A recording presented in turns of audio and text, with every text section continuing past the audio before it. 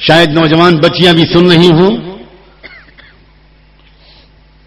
سن 1980 کی بات ہے. میں اس وقت مدینہ منورہ میں پڑھتا تھا اور ایک ہفتے کے لیے انڈیا آیا ہوا تھا ایک خاص وجہ سے. واپس جانے کے لیے مجھے جو سیٹ ملی وہ ڈائریکٹ نہیں ملی. اس وقت دلی سے جدہ کوئی ڈائریکٹ فلائٹ تھی بھی نہیں، شاید نہیں، شروع ہو گئی تھی فلائٹ، لیکن مجھے اس میں سیٹ نہیں ملی. مجھے جس طرح کی سیٹ ملی وہ اس طرح کی تھی کہ مجھے ایک پین امریکن ایئر لائنس کے جہاز سے دلی سے کراچی جانا تھا اور کراچی سے مجھے دوسرا جہاز بدلنا تھا، اس سے مجھے ریاض جانا تھا اور پھر ریاض سے مجھ کو مدینے پہنچنا تھا. میں رات کے تقریباً 3 بجے کا وقت تھا. جہاز میں اس طرح سوار ہوا کہ بخار میں بری طرح جل رہا تھا. طبیعت میری بہت خراب تھی اور میں اس ارادے کے ساتھ جہاز میں داخل ہوا تھا کہ میں اپنی سیٹ پر بیٹھوں گا اور فوراً آنکھ بند کر کے آرام کرنے کی کوشش کروں. ایک ٹیبلٹ کھاؤں گا، چائے پیوں گا اور بس میں آنکھیں بند کر لوں. مگر وہاں اللہ کو کچھ اور منظور تھا. میرے بغل میں جن صاحب کی سیٹ تھی وہ ایک سردار جی تھی اور وہ بیچارے آ رہے تھے بہت لمبے سفر سے. فرینکفرٹ سے وہ جہاز میں سوار ہوئے تھے. 6-7 گھنٹے کی فلائٹ، اکیلے، ان کے آس پاس کوئی نہیں تھا. شاید وہ جم کے سو چکے تھے اور ان کو اب انتظار تھا کہ دلی سے کوئی مسافر آئے میرے پاس بیٹھے تو میں اس سے باتیں کروں. اب میں گیا آرام کرنے کے ارادے سے، انہوں نے میرا استقبال کیا باتیں کرنے کے ارادے سے. اب میں پھنس گیا. اس وقت نیا نیا ایران کا انقلاب آیا تھا، خمینی والا. تو اس وقت امریکہ کا ایک وہ سردار جی امریکن نیشنل تھے، وہیں پیدا ہوئے تھے، وہیں رہتے تھے، اس لیے وہ زیادہ ہندی بھی نہیں بول پا رہے، انگلش ہی بات کرنے کا ذریعہ تھا. تو انہوں نے مجھے دیکھا کہ ایک داڑھی والا کوئی نوجوان مولوی آیا تو انہوں نے فوراً لوگوں کا مزاج ہے، خاص طور پر ہندوستانیوں کا، کہ وہ سفر میں وقت کے کاٹنے کے لیے سب سے زیادہ پالیٹکس پر بات کرتے ہیں. اور بہت دلچسپ بات ہے کہ جب آدمی کا اسٹیشن آتا ہے، ایئرپورٹ آتا ہے، تو ایسا لگتا ہے کہ دیش کی ساری سمسیایں حل ہو گئی، ختم، مسئلے حل ہو گئے. سب مہنگائی بھی ختم ہو گئی، بجلی، پانی، گیس، ساری مشکلات ختم ہو گئی اور اسٹیشن آ گیا، ختم، مسئلے حل ہو گئے. یہ ایک خاص ہندوستانی کلچر ہے، یہ باہر کے ملکوں میں نہیں ہے. تو وہ سردار جی نے بھی مجھے دیکھتے ہی ایرانی انقلاب کی بات چھڑی. ہم لوگوں کو ہمارے بزرگوں نے یہ سکھایا ہے کہ فضول موضوعات پر بات کر کے کبھی وقت مت ضائع کیا. یہ بڑا ہنر ہے، ایک آرٹ ہے، ایک سائنس ہے. اور ہم کو یہ سکھایا گیا کہ جب بھی کوئی کسی بھی موضوع پر بات کرے تم تو گھما کر اپنے میدان میں لاؤ. تو چنانچہ میں نے ان سے بات کرنے کے دوران بس 1-2 جملے کہہ کر بات کو موڑا اور اسلام کی بات کرنی شروع کی. لیکن وہ جمائی لینے لگے، ان کو اسلام کی بات سننے میں کوئی انٹرسٹ نہیں تھا. میں ان کی جمائی کو دیکھ کر خوش ہوا کہ مجھے شاید آرام کرنے کا موقع ملے گا. مگر وہاں قسمت میں کچھ اور لکھا تھا. میرے سامنے کی سیٹ پر اس طرف کو رخ کیے ہوئے، ونڈو والی سیٹ تھی میری، بالکل وہ جو ایمرجنسی گیٹ ہوتا ہے، ادھر کو رخ کیے ہوئے ایئر ہوسٹس بیٹھی تھی. وہ بھی ہماری بات سن رہی تھی، ایک امریکن لڑکی. اس نے جب ہم لوگوں کو اسلام کے متعلق کچھ بات کرتے ہوئے سنا تو اس نے کہا کہ کیا مجھے لگتا ہے کہ آپ لوگ اسلام کے بارے میں کچھ بات کر رہے ہیں تو میں کچھ بات میں شریک ہو سکتی ہوں، میں کچھ پوچھ سکتی ہوں. تو میں نے کہا کہ ہاں آپ پوچھیں، اگر میں بتا پاؤں گا تو بتاؤں گا. تو اس نے سوال کیا کہ میں پچھلے سال بھر سے تقریباً اسلام کے بارے میں کچھ سوچ رہی ہوں، پڑھ رہی ہوں. مجھے کئی چیزیں اچھی لگتی ہیں، کچھ چیزیں بہت کھٹکتی ہیں، نہیں سمجھ میں آتی. تو آپ ذرا ایک بات کا جواب دیجئے، یہ پردہ کیا چیز ہے؟ یہ پردے کے ذریعے آپ نے ہماری 50% پاپولیشن کو، آدھی آبادی کو قید نہیں کر دیا؟ آپ بالکل ایک دم اس کو محروم رکھتے ہیں، بند کر دیا آپ نے اس پردے کی وجہ سے.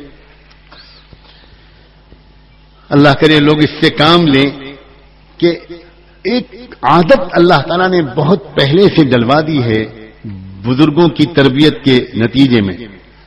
کہ جب بھی تم سے کوئی سوال کرے تو تم فوراً جواب مت دو، غور سے سوال سنتے رہو اور اسی وقت دل میں اللہ کی طرف متوجہ ہو کر رہنمائی مانگو، مدد مانگو۔ اللہ نے مجھے توفیق دی اور اس کا سوال سنتا رہا اور دل میں اللہ سے مانگتا رہا کہ اللہ یہ آپ کی بندی ہے، میں بالکل نااہل ہوں، کچھ نہیں جانتا، اگر اس بندی کے جواب دینے میں خیر ہے سوال کا تو آپ مجھے جواب سجھا دیجئے، میں کیا کہوں۔ یقین مانو اسی وقت میرے دل میں ایسا جواب آیا جو اس سے پہلے کبھی نہیں آیا۔ میں نے اس امریکن ایئر ہوسٹس سے کہا کہ کئی سال پہلے آپ کے ملک امریکہ میں ایک بڑا دلچسپ واقعہ پیش آیا 1972 میں، اور میں نے اس واقعے کا تذکرہ ریڈرز ڈائجسٹ میں پڑھا تھا۔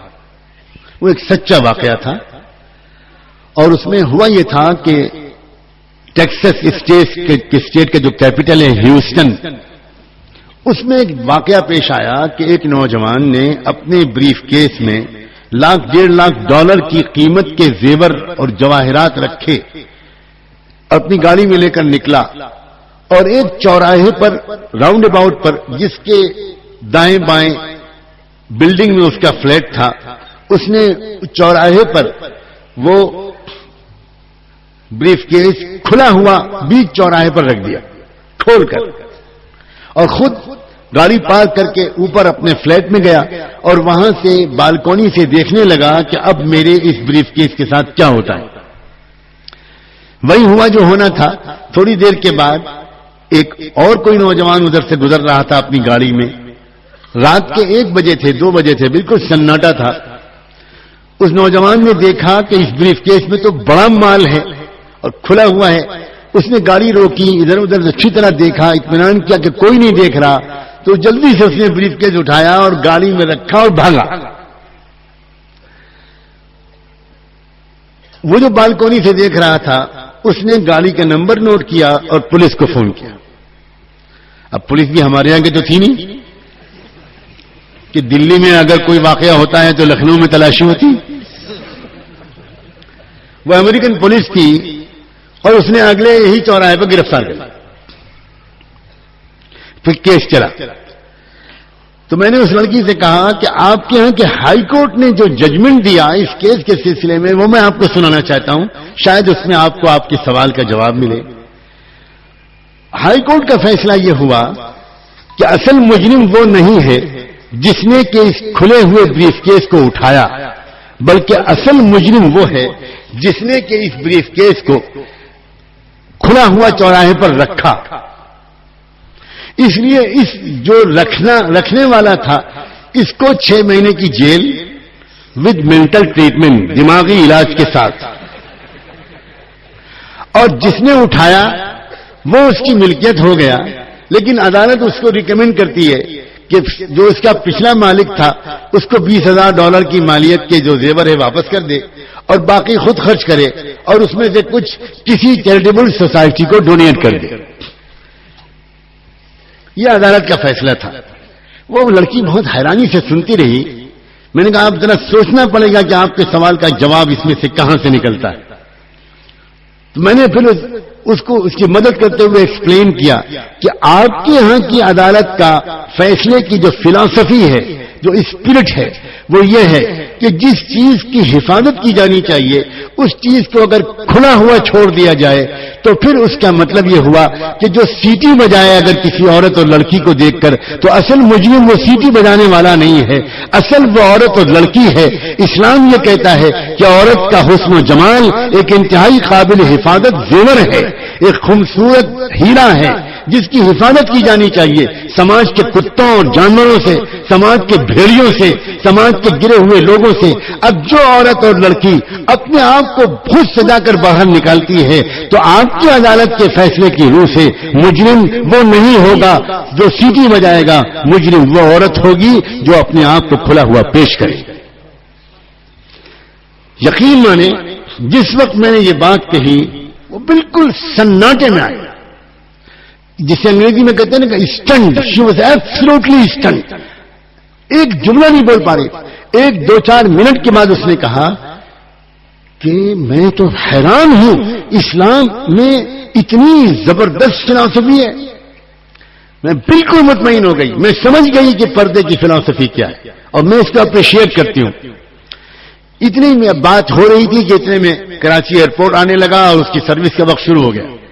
اس نے مجھ سے کہا کہ میرے ذہن میں کئی اور سوالات ہیں, لیکن میں اب نہیں پوچھ سکتی, میری سروس کا وقت شروع ہے اور آپ کے اترنے کا وقت شروع ہے. آپ مجھے کوئی کانٹیکٹ نمبر دیں جس سے میں کسی طرح بات کر سکوں اور کبھی کبھی اپنے سوال کر سکوں. میں نے کہا میرے پاس کوئی فون نہیں ہے, میں تو ہاسٹل میں رہتا ہوں, ایک طالب علم ہوں. میرے ہاسٹل کے جو نگراں اور وارڈن ہیں ان کے آفس کا فون ہے. آپ اگر مہینے میں جمعے کے دن اتنے بجے سے اتنے بجے تک سعودی ٹائم کے لحاظ سے آپ اگر فون کریں گی تو شاید میں اویلیبل ہوں اور میں جواب دے سکوں. اس مجمع میں بیٹھے ہوئے مردوں اور عورتوں, اب سنو دل کے کانوں سے, اگلے 6 مہینے تک وہ خدا کی بندی مہینے میں 1-2 مرتبہ وہ فون کر کے سوالات کرتی رہی اور میں ٹوٹے پھوٹے انداز سے جوابات دینے کی کوشش کرتا رہا. یہاں تک کہ ایک جمعے کو جو اس کا فون آیا, اس نے کہا آج میں کوئی سوال کرنے کے لیے فون نہیں کر رہی ہوں, آج میں خوشخبری دینے کے لیے فون کر رہی ہوں کہ میں نے ابھی ابھی اسلام قبول کیا ہے اور میرا نام فاطمہ رکھا گیا.